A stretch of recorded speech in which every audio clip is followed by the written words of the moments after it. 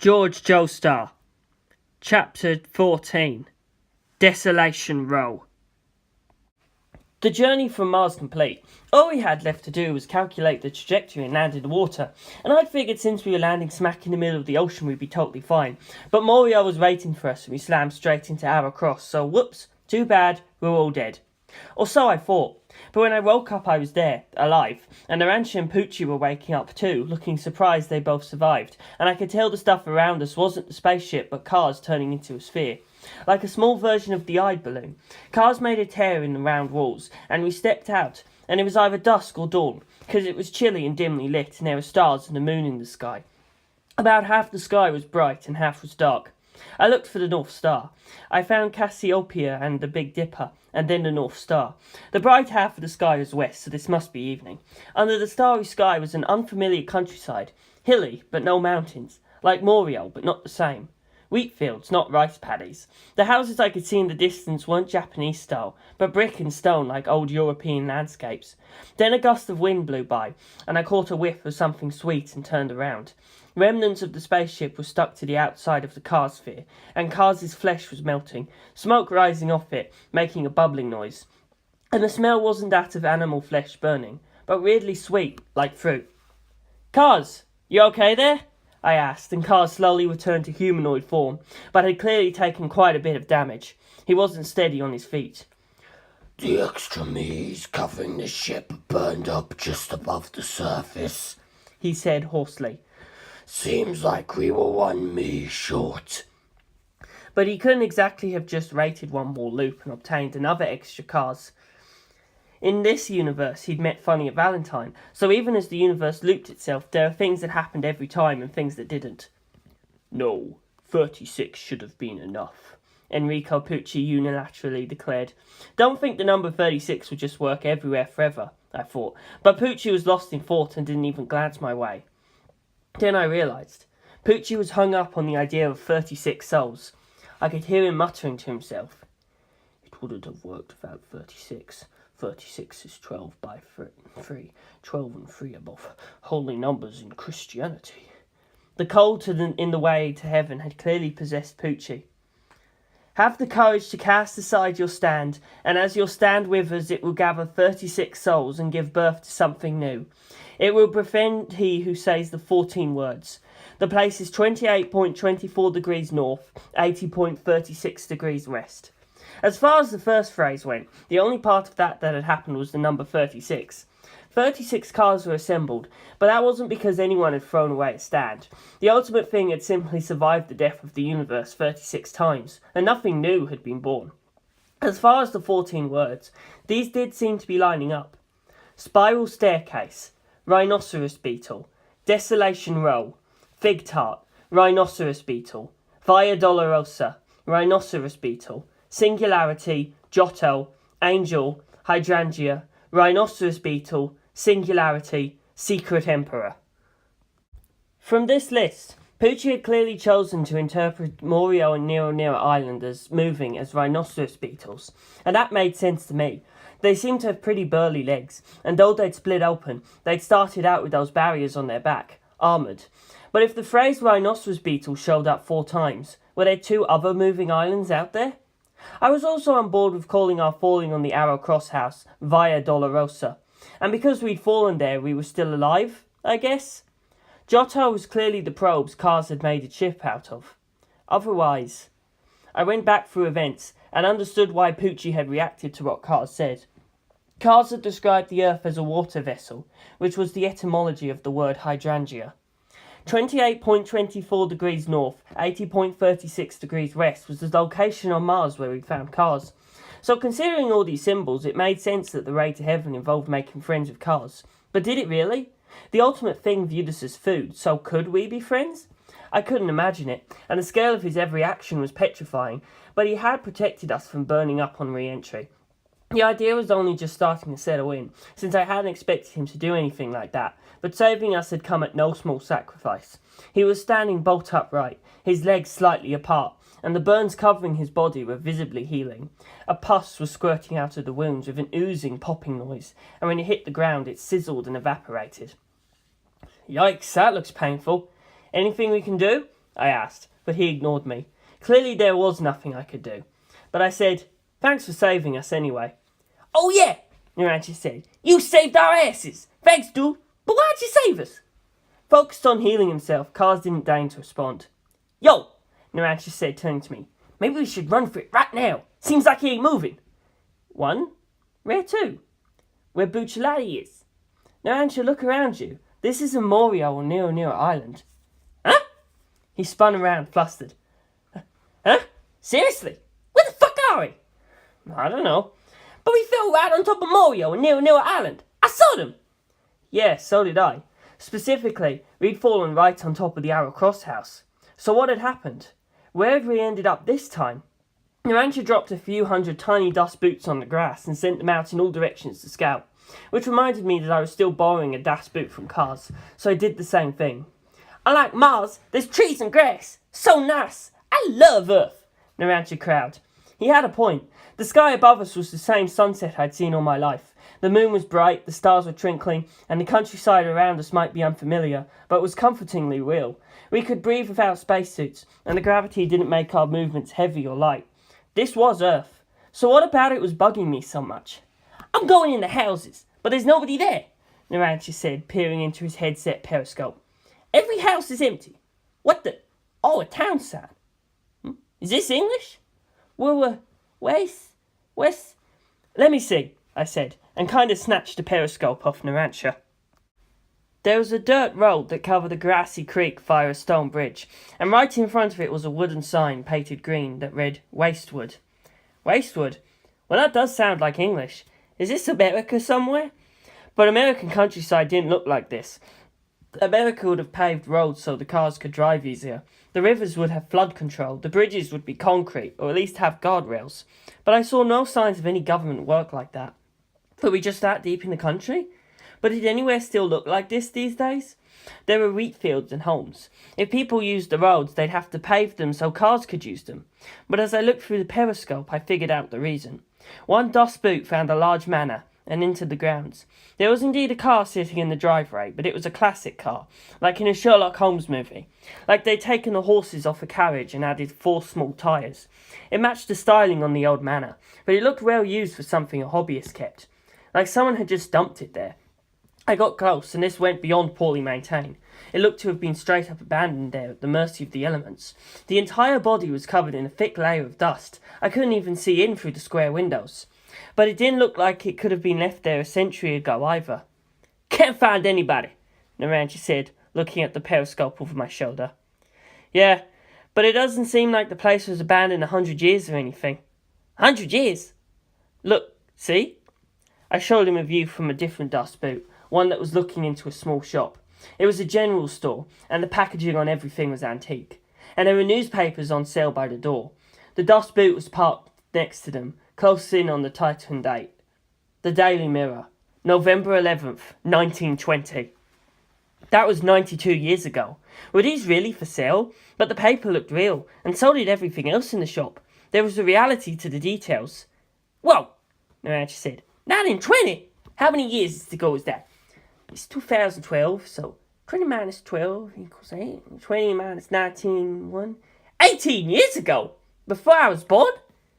One should not become a gangster so young, I thought. 92 years ago. Fuck how! Narancia flew into a rage, but I was used to it by now. I ignored him and began checking other dust boots. There were dust boots riding fish and birds, and I saw a lot of animals besides humans. They all seemed to be doing just fine. Only the humans had gone missing. One riding, I guess, a butterfly? I could see big white wings flapping on the sides of the screen, and it was bobbing up and down in the air as it flew. Anyway, it went in through the window of a home. Old Art Deco-style furniture and dishes on the table, like they'd been eating a moment ago. Breakfast. They'd been eating a simple meal of bread and soup and coffee, but the people eating here had been left more than a few minutes ago. These dishes had to have been here at least a month. The bread in the basket was almost all eaten by bugs. Soup had dried in the bowls, the half-boiled vegetables rotting. The inside of the coffee cups was stained pitch black. What could have happened that caused the people living here to leave their dishes on the name and never come back? The butterfly the dust boot was riding fluttered further into the house when Narancia said, "Hey, George! Your name's Jorge Joestar, right?" "Yes." "Why?" Congratulations! What for? Look! I peered over at Narancia's screen and saw a huge garden outside a large manor with rows of tables and chairs. White ribbons and crosses hung everywhere. Also quite a lot of what had once been flowers. There were glasses and bottles on the tables, like they'd been left there, not after the party, but based on how little of the wine had been drunk since before the party began. Beyond the tables was a white carpet running down the centre, with rows of chairs lined up on either side, and an altar at the front. This was obviously a wedding venue, a wedding that had never taken place. In the dim evening light, the abandoned party setup looked deeply forlorn. Near the garden entrance was some sort of welcome board, and as the bird dust boot was riding past by it, I had just enough time to read it. It read, "Welcome to the wedding reception for Jorge Joestar and Elizabeth Straits." Heh, see? Something to look forward to, huh? While Narancia yucked it up, I remembered something. In my world, there is another Jorge Joestar. That George spelled his name the same way I preferred, so I figured right away that this was the Jorge Joestar Tsukumajuku had talked about. Tsukumajuku had come from 1904, from a world with a weird old map. So was this La Palma? No, the Canary Islands were Spanish, so I doubt there was anywhere named Westward there, and the English-only welcome board made little sense either. Since this other Jorge Joestar was a purebred Englishman, perhaps this was England. As I thought, the bird dust boot was riding flew away from the house out of the front gate, and I saw a postbox outside. There was the name written on it, Joestar. This must be Jorge Joestar's family home, and he'd been planning to get married in the garden. So perhaps there were more things belonging to this other George inside the house. I wasn't sure what checking those out would tell us, but I was curious. Narancia, I'd like to head to this Jorge Joestar's house. Huh? Fuck yeah, let's do this! Ain't accomplishing shit just standing around here. I turned towards Kars. Behind him, Pucci seemed to have just become aware of his surroundings. Where is this? What happened? We aren't sure yet, I said, but it's possible we've gone back in time. Speed is a big factor in time travel, so maybe the ship's falling speed was a little too fast. As I said it, I remembered that the speeds required would be close to light speed, and the air resistance on re-entry would be so great we'd never get anywhere close to that. Our speed was slow enough we'd have landed safely if we'd touched down in the ocean. So what had happened? I wondered if Kars had used some power, but guessing out loud wasn't going to get us anywhere. Anyway, if we've time travelled, it's 1920, and we appear to be in England, in a town called Wastwood. I waited to see if we reacted to all of this. After all, England was a myth, and was not supposed to actually exist. But Pucci just nodded. I see. Then we should head for the capital, England, London. Why? Something waits for us in Desolation Row, Pucci said, with great but unsubstantiated conviction. London? I still wasn't sure the place actually existed, but we definitely needed to start moving either way. We'd definitely fallen on Morio, but instead we found ourselves wherever this Wastwood was. There was an entrance in Morio, and the exit lay here. If we found that exit, maybe we could get back. Narancia interrupted this chain of thought. Huh? Found someone! He was staring at my screen, so I took a look, and a butterfly from earlier had fluttered into a storehouse or closet or basement or, I don't know, a dark room of some sorts, and in the centre of it stood 3 people. They were all men and looked pretty beat up. There were rips in their old-fashioned shirts and pants, and one's entire ass was exposed. The 3 of them were standing stock still in the centre of the room, their faces very close together. Were they discussing something secret? But as the butterfly got closer, I could tell. It wasn't 3 men, but 3 men and a little girl, about 5 years old, and the 3 strong men all had their teeth sunk in her neck, leaving the rest of her dangling in the air, hiding her until we were right up close. What in the name of fuck? Narancia yelped. I was pretty shocked myself. All 3 men had their eyes closed, but the man on the right swallowed, and the other 2 men twitched and tried to pull the girl towards them. The man who'd swallowed wasn't about to give her up and pulled back. Since all 3 men were fighting to sink their teeth in her neck, I got a good look at them. Their mouths were filled with fangs, sunk deep into the body of the little girl. 3 men were fighting to eat this kid. Another one swallowed, so it seemed safe to assume they were drinking her blood. But they weren't just gulping away, so perhaps the 3 of them were taking their time, not wanting to waste her. After all, there was nobody else in town. Shit! Load up! Narancia yelled. Fire! Shoot 'em! Pew, pew! 3 cruise missiles shot out of the dust boot, levelled out and hit each of the men in the head. Frack, frack, frack! Their heads split open, but no blood or brains came out. The girl fell to the ground in the middle, and looked for all the world like she was already dead. But Shiobana had said that the dead were biting people, and that they were attacking other humans. No way, I thought, and a moment later, the girl stood up, her eyes showing only whites. Her little mouth opened wide enough her cheeks split, showing an awful lot of fangs. "What the? That's not human!" Narancia shrieked. "It's a zombie," I said. "A zombie?" "Narancia, shoot the kid." "Huh? I can't do that." "Then Narancia, bring your dust boots back here." Quick!" I just cottoned on to our surroundings.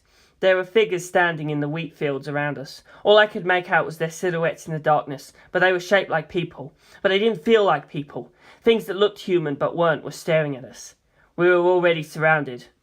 "Hurry!" I hissed, but I guess they heard me, because the shadows around us all started closing in, and we could soon see the drool running down their cheeks, the nasty bared fangs. "The dead are walking," Pucci said. "The end of the world draws nigh." Brushing off his dire words, I called back my dust boots and let out a hail of missiles roaring into the explosions. Zombie after zombie exploded. Narancia's dust boots joined us, and we took out nearly all the zombies, but 2 made it back through the fields and were right on top of us. "Ah! Ah! Ah!" Horrible groans and horrible fangs, and our missiles weren't going to be in time. But just before they got us, Pucci's white snake punched each one in the head so hard it split open. "The end of the world is but the prelude to the arrival of heaven," Pucci said. That was ominous. More zombies were gathering. Narancia gathered his dust boots and formed the big one, and we climbed in. Kars was still looming in place, emitting smoke, and when I suggested we get him on board, Narancia looked reluctant, but Pucci insisted. "We need all elements gathered so far. We can't afford to leave anything behind." This astronaut was sounding more and more like a prophet, but apparently saying things with no discernible basis but oodles of confidence was the trick to overruling Narancia, like he assumed there must be some reason beyond his comprehension or no one would act like that, and just went along with it. The boy had no faith in his own ability to think through things or work things out, and thus was easily dragged into the flow of forceful personalities. So I put my own oar in too. For the same reason, we need to check out this Joestar manor. At this, not just Pucci, but Kars, who'd been so busy healing he hadn't even adjusted his gaze all this while, turned and looked at me. Joestar Manor. Huh? Uh-oh, I thought, but I soon switched to "oh well" instead. I was feeling much the same way as Pucci was. Everything has meaning. Narancia's dust boot took us through a meadow and some woods before we reached the Joestar Manor. I hopped out of the sub and checked the mailbox. This was definitely the Joestar home. Then we sailed into the garden, knocking tables and chairs aside, did a circuit of the main building, parked outside the entrance, and I hopped out again, went up on the porch, and peered inside through the window nearest the front door. I was super careful while peeping, worried that there were a bunch of vampiric zombies clustered inside. The lofty entrance was empty, but I thought I saw someone moving down the back hallway. I reached my hand out to the door and knocked, but there was no response. "Hello?" I called, softly but aloud. No reply. I sensed someone behind me, Narancia I figured, and turned around to receive quite a shock. The figure behind me had its face painted white, green stars around its eyes, larger lips painted over its actual lips, and brightly coloured clothes. It was a clown.